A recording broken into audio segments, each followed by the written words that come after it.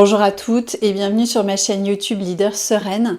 Alors peut-être que vous vous dites j'aimerais bien arriver à mieux gérer mon stress parce que finalement dans mon rôle de chef d'entreprise et de manager d'une équipe, je passe beaucoup de temps à me sentir stressée dans ma journée de travail, mais aussi le soir chez moi, la nuit je dors mal et tout ça fait que vous avez un peu l'impression d'être dans une grande roue dans laquelle vous n'arrivez pas à maintenir un certain équilibre, vous avez l'impression de plus en pouvoir, peut-être même que ça vous amène à vous poser la question de vouloir continuer à gérer votre entreprise et votre équipe.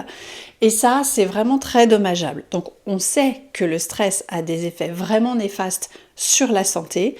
Et moi, aujourd'hui, j'ai voulu vous apporter quelques stratégies pour vous aider à mieux gérer ce stress en tant que leader d'équipe. Je suis Valérie Richard, votre coach en leadership. Alors, justement, la première des choses que j'ai envie de partager, parce que moi-même j'ai vécu différentes périodes de stress, c'est déjà d'aller un petit peu plus au fond des choses, parce que ce terme de stress, c'est un terme assez générique, un petit peu fourre-tout, dans lequel on met un peu tout et n'importe quoi, et je trouve dommage parce que ça empêche de voir ce qui se cache vraiment derrière. C'est un peu l'arbre qui cache la forêt. Donc moi je vous invite, c'est la première étape, à vraiment nommer et identifier les ressentis, les émotions qu'il y a derrière. Est-ce qu'il y a de l'inquiétude? Est-ce qu'il y a de la peur? Est-ce qu'il y a de l'anxiété? Est-ce qu'il y a de la frustration? Est-ce qu'il y a de l'agacement, de l'impatience, de la colère? Bref, mettre un mot sur ces ressentis. Mais moi je vous invite vraiment à creuser cette question-là pour venir un petit peu plus facilement travailler au bon endroit, plutôt que de juste se dire « je suis stressée ». Deuxième chose, c'est d'identifier ce qui est à l'origine de ce stress. Donc ça peut être des choses qui sont liées à votre environnement, à votre contexte. Donc ça peut être des choses qui sont extérieures à vous, mais ça peut être intéressant aussi de vous poser la question de qu'est-ce qui est interne à vous, qu'est-ce qui en vous fait que vous vous sentez davantage stressé. Par exemple, pour ma part, je suis d'une nature anxieuse depuis toujours, donc j'ai bien compris que j'avais des mécanismes qui se mettaient en place de crainte, de peur dans des situations nouvelles par exemple, et que si je n'apprenais pas à gérer ces craintes et ces peurs, et bien finalement c'était elles qui drivaient ma vie, et c'est ce que je voulais pas. Donc ça m'a amené à faire ce travail sur moi pour déjà identifier ce qui me faisait peur, ce qui m'inquiétait, et ensuite à pouvoir mieux le gérer et mieux le dépasser. Donc il peut y avoir des sources extérieures à soi, des sources internes. Et du coup, ça va être intéressant de voir finalement comment est-ce que je peux prendre du recul par rapport à ces sources de stress de façon à pouvoir avoir des actions sur ce qui est dans votre zone de contrôle, parce que peut-être que ce qui est interne à vous, vous pouvez travailler dessus, peut-être que certains éléments de votre contexte extérieur, vous pouvez travailler dessus, mais il y a sans doute des choses sur lesquelles vous ne pouvez rien. Qu'il s'agisse d'une tendance de marché, qu'il s'agisse de vos concurrents, qu'il s'agisse de la difficulté par exemple à recruter des bons profils, et bien effectivement ça ce sont des choses sur lesquelles vous ne pouvez rien faire. Et c'est d'accepter de lâcher prise sur ces éléments qui ne sont pas dans votre zone de contrôle, parce que souvent on s'auto-alimente et on se génère soi-même du stress en voulant absolument tout contrôler. Or, ce n'est pas possible. Donc voilà, prenez conscience de ce qui est dans votre zone de contrôle et ce qui ne l'est pas, lâchez un peu l'affaire. Alors ensuite, peut-être suggestion un peu plus pour rentrer dans le détail des stratégies pour gérer le stress. Première étape, ça va être de fixer des limites. Parce que souvent, ce que j'observe chez les personnes que j'accompagne, c'est que on veut faire plein de choses, on veut aider par exemple notre équipe, on veut apporter le plus grand service à nos clients. Et donc, on a du mal à mettre des limites, on a du mal à dire non.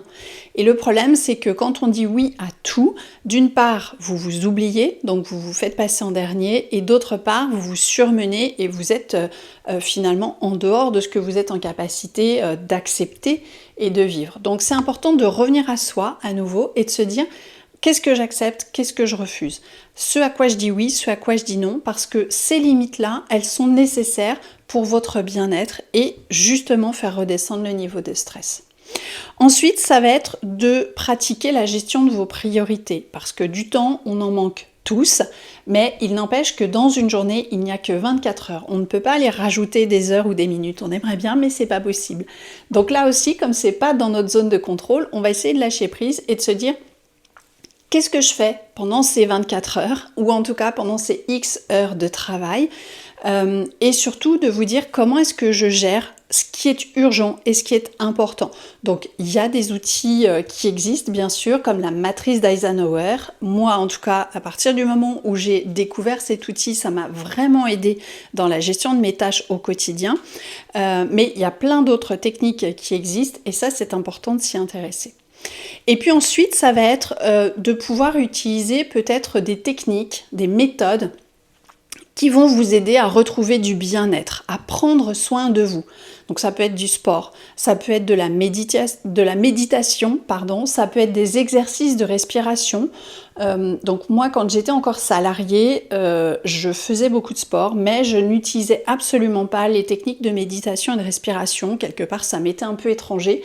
Et je pense que ça m'aurait vraiment servi parce qu'aujourd'hui, ce sont des choses que je pratique au quotidien et je vois vraiment la différence parce que ça me permet vraiment de faire redescendre mon niveau de stress. Donc ça, vraiment, je vous invite, c'est un bon conseil que je vous propose là, de découvrir ces différentes techniques et de vous dire, tiens, qu'est-ce qui est pour moi? Alors, je sais que pour certaines personnes, la méditation, c'est juste hors de question, mais peut-être de vous dire est-ce que ça je pourrais le tester et comment ça pourrait me convenir de façon à prendre du recul encore une fois et à prendre soin de vous.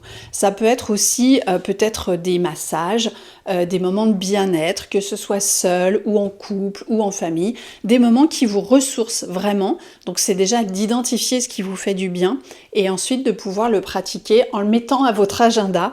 Et effectivement, le fait de le noter, c'est un rendez-vous avec vous-même où vous vous dites ça c'est non négociable, encore une limite à fixer.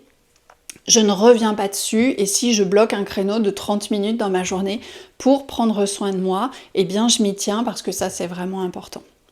Autre stratégie, ça va être de travailler aussi sur un environnement de travail qui sera propice à moins de stress. Donc un environnement de travail positif, que ce soit pour vous, mais aussi avec votre équipe, dans la façon d'échanger, dans la façon d'interagir, dans la façon de communiquer, peut-être dans l'aménagement aussi de votre bureau, de vos locaux. Ça, c'est vraiment un élément parfois qu'on peut laisser de côté, qu'on peut négliger, mais qui est aussi vraiment très important.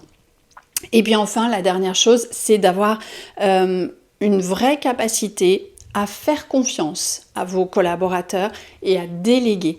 Parfois, quand on est chef d'entreprise, il y a beaucoup de choses qu'on doit gérer soi-même, mais c'est important aussi de pouvoir confier certaines tâches à d'autres personnes, d'une part pour vous libérer de la charge mentale et du temps, mais aussi pour faire monter votre équipe en compétences.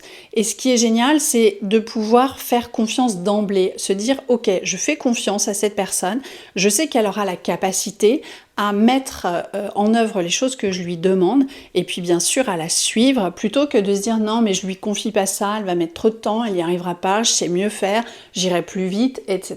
etc. Donc peut-être que vous vous reconnaissez dans ce genre de discours.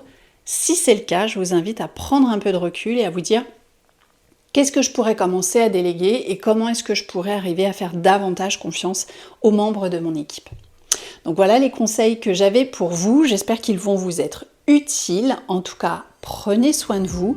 Merci beaucoup d'avoir regardé cette vidéo et puis je vous dis à très vite pour une nouvelle vidéo. Bye!